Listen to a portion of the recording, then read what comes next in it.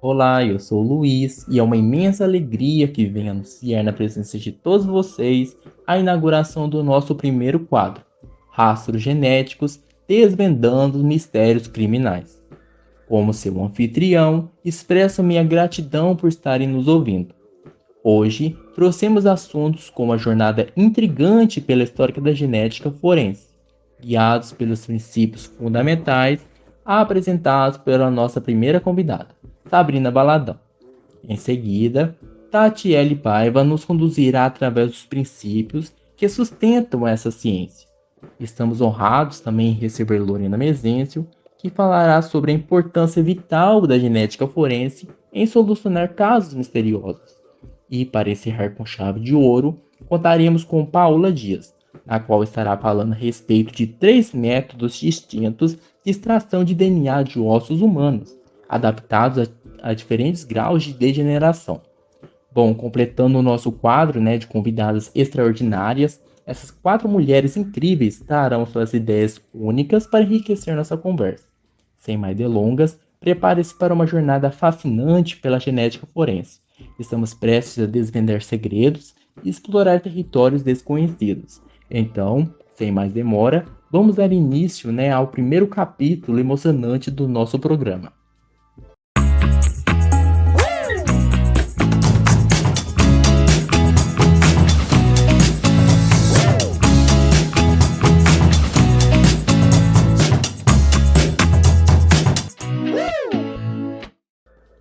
Sabrina, poderia estar falando um pouquinho sobre a genética forense?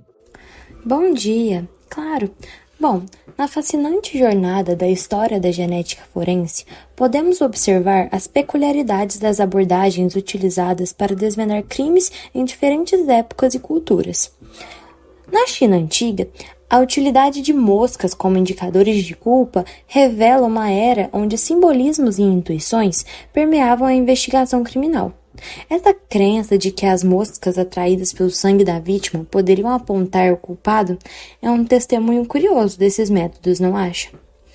Bom, contestando essa abordagem, na Europa medieval, um período caracterizado por sua brutalidade, a tortura era o método predominante para extrair confissões. Era uma era em que a coerção física era considerada uma ferramenta legítima na busca da verdade. Contudo, a virada para uma abordagem mais científica e refinada ocorreu no século XVIII, com Fortunato Fidelis, um italiano que trouxe conhecimentos médicos para o centro das investigações criminais. Já no século XIX, aconteceu um divisor de águas, com a formalização da genética forense, liderada pelo francês Alexandre Lacassagne, que estabeleceu o primeiro laboratório de medicina legal em Lyon, na França. Esse marco não apenas transformou a investigação criminal, afastando-se das práticas brutais do passado, mas também instituiu uma abordagem mais estruturada e científica. A ciência forense, a partir desse ponto, não conheceu fronteiras. A expansão global e avanços tecnológicos tornaram uma ferramenta indispensável na resolução de crimes e identificação de vítimas. Então, os laboratórios de genética forense tornaram-se verdadeiros quartéis generais, onde, na verdade, se utilizavam métodos avançados para analisar evidências e decifrar os enigmas que cercavam esses casos criminais.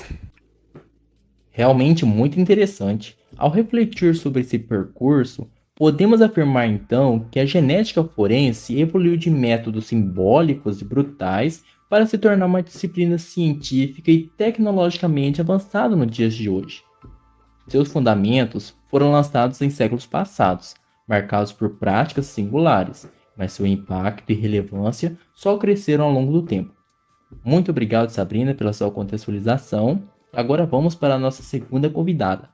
Tatiele, conte-nos sobre os princípios da genética forense. Bom dia! Bom, a genética forense, verdadeira magia da ciência, emerge como uma ferramenta extraordinária na resolução de crimes e identificação de indivíduos desconhecidos. Seu alicerce repousa na análise do DNA, um código único que carrega a essência genética de cada pessoa. A diversidade de amostras, como sangue, saliva, sêmen e tecido, fornece os elementos essenciais para desvendar os enigmas que envolvem casos criminais. A singularidade genética de cada ser humano é explorada minuciosamente por meio de marcadores, como as sequências curtas repetitivas e os polimorfismos de nucleotídeo único, que são códigos únicos que compõem o vasto livro de instruções do DNA. Esses marcadores, eles servem como uma espécie de impressão digital molecular, permitindo aos cientistas traçar e identificar indivíduos com uma precisão incrível. A criação, de bancos de dados de DNA representa um avanço crucial nesse campo. Esses bancos, eles funcionam como uma espécie de arquivos abrangentes, que contém perfis genéticos de pessoas conhecidas. Isso possibilita comparações meticulosas entre amostras coletadas em cenas de crime e os perfis já existentes. Um processo que frequentemente se assemelha ao enredo de séries policiais. A variabilidade genética neste contexto desempenha um papel crucial, pois é essa diversidade que permite a distinção inequívoca entre esses indivíduos, contribuindo para a resolução precisa dos casos. Com isso, entendemos que a genética forense se baseia na singularidade do DNA para desvendar mistérios e conectar suspeitos a crimes. Fantástico! Entender um pouco mais sobre essa ciência realmente é enriquecedor, sempre lembrando que respeito aos direitos individuais e à privacidade torna-se uma bússola orientadora na utilização dessa poderosa ferramenta científica. A genética forense, embora extraordinariamente eficaz, é aplicada com responsabilidade e sensibilidade, garantindo que a justiça seja alcançada sem comprometer valores fundamentais. Essa conscientização ética é essencial para equilibrar os avanços tecnológicos com a preservação dos direitos e dignidade de cada indivíduo envolvido. Falamos agora com a nossa convidada Lorena. Lorena, qual seria a importância da genética forense? Boa tarde, pessoal. Então, eu vou falar um pouco sobre a importância, da genética forense. A genética forense, ela tem um papel muito importante e ela vai surgir assim como se ela fosse a heroína das investigações criminais. E ela vai trazer uma abordagem única e precisa na identificação desses suspeitos. Ela tem a capacidade de excluir indivíduos que não estão relacionados com o crime e refina, as investigações e direciona de maneira mais assertiva. Esse aspecto vai representar um avanço significativo na busca pela verdade e vai nos proporcionar maior eficácia na resolução desses casos que são muito complexos. E além dela ter essa atuação exemplar na esfera criminal, a genética forense desempenha um papel crucial em situações trágicas, como, por exemplo, desastres naturais ou acidentes, sabe? E ela tem essa habilidade de identificar vítimas por meio da comparação do DNA dos restos mortais com amostras de familiares.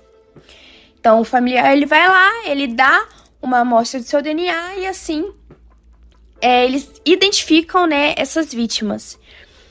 E ela então ela vai se destacar como sendo um instrumento poderoso de consolo para essas famílias que foram afetadas. E em meio a essa devastação, essa ciência ela vai oferecer uma luz, possibilitando a reconstrução das histórias que foram, infelizmente, interrompidas, por esses eventos traumáticos. E um aspecto particularmente, assim, que eu acho notável da genética forense é o papel dela como agente de justiça, né, ao resgatar esses casos antigos. Então, ela aplica técnicas avançadas de análise de DNA e evidências coletadas há anos, sabe? Que muitas pessoas que passaram por ali esqueceram. Então, a ciência forense, ela possibilita a resolução de crimes que, em algum momento, eles pareciam ser insolucionáveis. E essa capacidade, né, de trazer à tona a verdade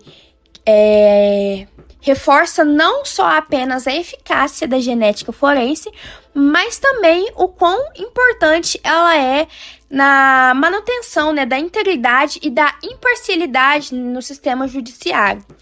Então, com isso, é possível garantir que os verdadeiros culpados sejam sim responsabilizados. A genética forense, ela atua como uma guardiã da verdade. E ela vai restaurar a confiança na justiça e proporcionar respostas que estão sendo aguardadas, né, pelas vítimas e também pelas suas famílias.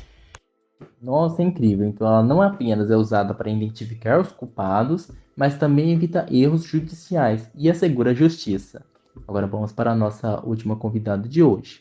Paula, quais são esses métodos de extração de DNA de ossos humanos? Bom, os cientistas, ao enfrentarem o desafio da extração de DNA de ossos humanos, eles vão explorar basicamente 3 métodos diferentes.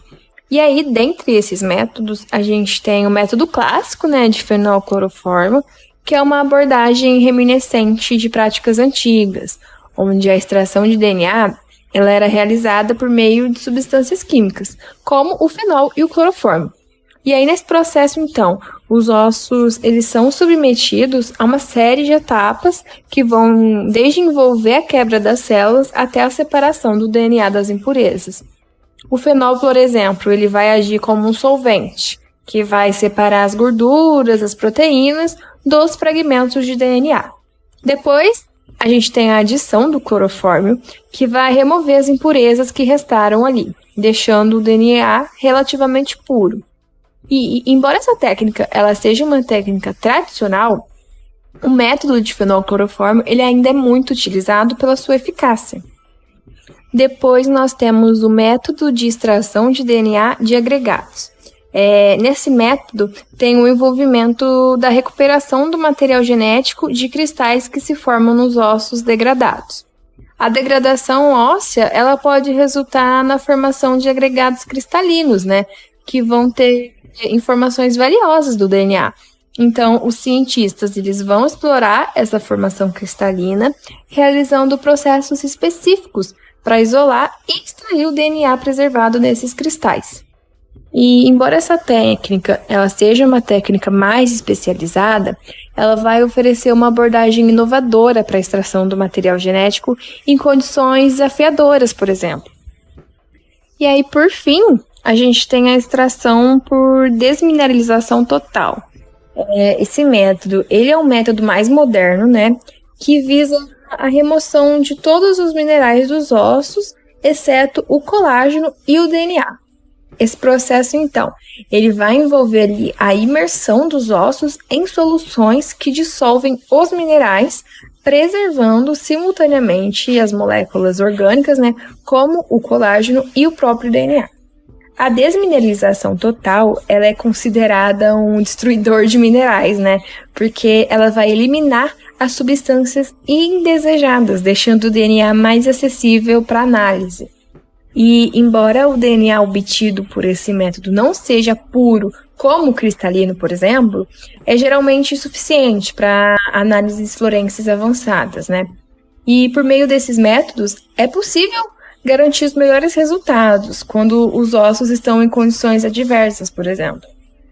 Ótimo, então esses cientistas estão testando diferentes abordagens, desde as mais clássicas até as mais inovadoras para extrair o DNA de ossos humanos.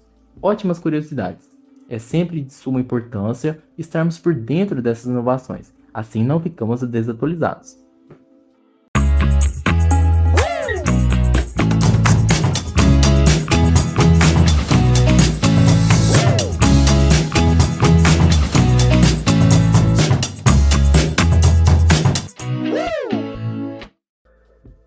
assuntos abordados hoje tiveram como referência os artigos Comparação de 3 métodos de extração de DNA humano, de Joanna Jakubowska, Aniska Maskavska e Richard Pawlowski.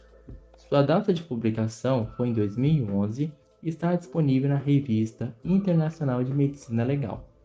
O segundo foi Princípios de Genética Forense, de Francisco Duarte Nuno Vieira, publicado em outubro de 2015, impressa da Universidade de Coimbra. O terceiro foi a História da Genética Forense, de Claudemir Rodrigues Dias Filho Meiga, Áurea Mendes Menezes e Pablo Apton de Costa Fracassés, publicado em 2018.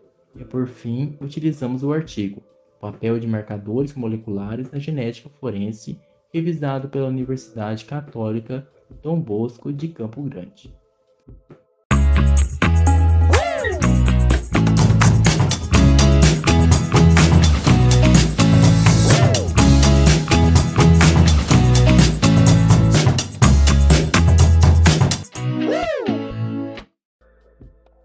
Bom, ficamos por aqui hoje.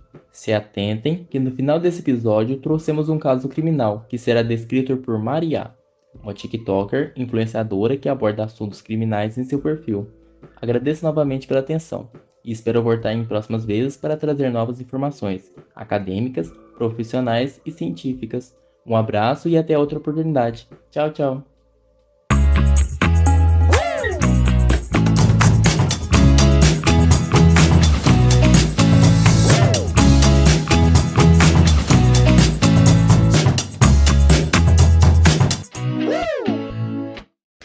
Atualizações sobre o caso da Madeleine McCann, a garota que desapareceu em Portugal há mais de 16 anos e hoje se tornou um dos casos mais misteriosos do mundo. Tá, vamos lá. Ultimamente eu tô vendo que vocês me marcaram em vídeos em que estão dizendo que a Madeleine foi encontrada e que já sabem quem é o culpado realmente, mas gente, ela ainda não foi encontrada. Podem acalmar os seus corações agora. O que acontece, primeiramente, é que o caso da Madeleine McCann é um caso muito amplo, muito conhecido, e por isso qualquer informaçãozinha que sai já serve como um baita alerta pra todo mundo. Mas vamos entender o que a gente tem até agora de informações. Vamos voltar um pouquinho. A gente sabe que os itens que foram encontrados na nova busca mais recente atrás da Madeleine McCann foram levados para a Alemanha e estão lá para análise. Lembrando que essas buscas aconteceram na barragem do Arade, local que fica mais ou menos a 50 quilômetros aonde a garota desapareceu em Portugal. As autoridades estão focadas principalmente em encontrar pedaços de pijama que a Madeleine estava usando naquela noite. E o solo da barragem do Arade, a areia, foi levada também para análise para ver se é a mesma areia coletada dentro da van do principal suspeito do caso, que a gente também sabe quem é muito bem, o Christian. Lembrando que ele está cumprindo pena hoje em dia, mas por outros crimes, ainda não foi confirmado se ele tem ligação com o da Madeleine. No último vídeo que eu contei sobre esse caso aqui também, eu cheguei a dizer que o Christian soltou para um amigo próximo dele, de que a Madeleine não gritou na noite em que foi sequestrada. Esse amigo ligou para a polícia e foi quando ele percebeu que ele poderia ter algo a ver com o caso da Madeleine. E por isso a polícia foi com tudo pra cima do Christian. A gente sabe então também que até agora todas as pistas que a gente tem por causa da Madeleine, todas que são encontradas ou vão ser encontradas, vão ser focadas pra culpar o Christian. Porque tudo leva a crer que ele é realmente o culpado. A polícia portuguesa chegou a receber mais de 100 mil euros para essa nova busca da Madeleine. E desde quando ela desapareceu, somando todas as buscas até agora, já foram somados mais de 13 milhões de euros. Nas últimas semanas, o Christian chegou a fazer uma campanha de cartas para provar para o mundo que ele não tem nada a ver com o desaparecimento da Madeleine. Essas cartas foram escritas pelo próprio Christian a lápis e dá pra gente perceber bastante como funciona a cabeça dele. Ele conta que é muito estranho as pessoas culparem ele por matar crianças, sendo que ele nunca fez isso. Porém, entretanto, todavia, Maria, uma grafóloga chamada Tracy chegou a analisar a última carta que o Christian fez e, pasmem, ela disse que o S da palavra dele tem um formato que condiz como se ele estivesse se sentindo culpado. Então, a forma que ele escreve, ela conseguiu ler o que ele pensava. Ela disse que ele é muito iludido e ele escreve como uma forma de tentar controlar as pessoas. Além disso, o Christian diz que a polícia está tentando criar um monstro culpando ele para não investigarem mais e encontrarem o verdadeiro suspeito. Bom, vocês acham que há chances do Christian não ter nada relacionado ao desaparecimento da garota? Quais as teorias de vocês? Lembrando que tudo que foi encontrado ainda está sendo analisado pela polícia, a gente não tem mais resposta de nada. Ou seja, a Madeleine ainda não foi encontrada.